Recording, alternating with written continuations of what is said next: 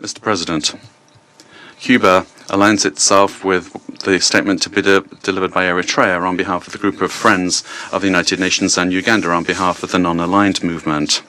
Since September of last year, Cuba has been denouncing the hegemonic and criminal plans of the United States and its aggressive projection against Venezuela and the region. We have clearly been exposed to the serious and unpredictable consequences of the irresponsible conduct of the U.S. government for the political, social and economic stability of Latin America and the Caribbean, and more generally for international peace and stability. On the 23rd of December, in this very body, we set out the sequence and escalation of actions carried out by the United States with the aim of overthrowing by force the legitimate and constitutional change in the constitutional order of the Bolivarian Republic of Venezuela, freely chosen by its people.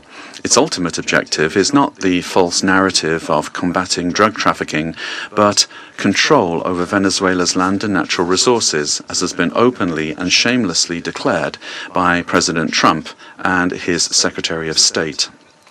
This is an imperialist and fascist aggression with objectives of domination that seeks to revive the U.S. hegemonic ambitions over our America, anchored in the outdated Monroe Doctrine.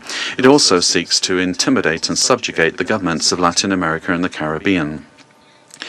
Cuba calls for an urgent reaction from the international community against this criminal attack on Venezuela, a peaceful nation that does not attack the United States or any other country.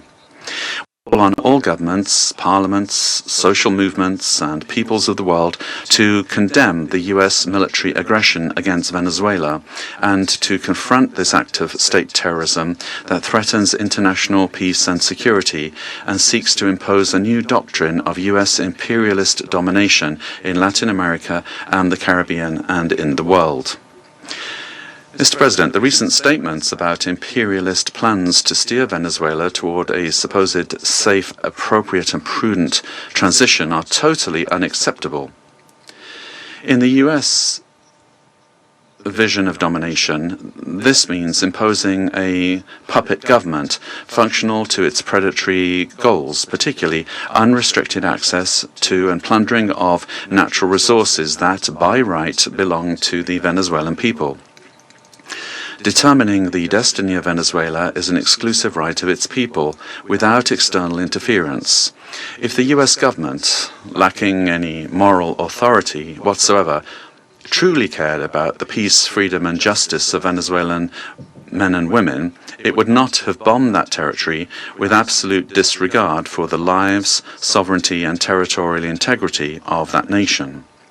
I conclude by reaffirming our unwavering adherence to the proclamation of Latin America and the Caribbean as a zone of peace, and by calling for action with the firmness and determination that current circumstances demand, always in defense of international law and of a future of peace for all the peoples of our America and of the world. Thank you.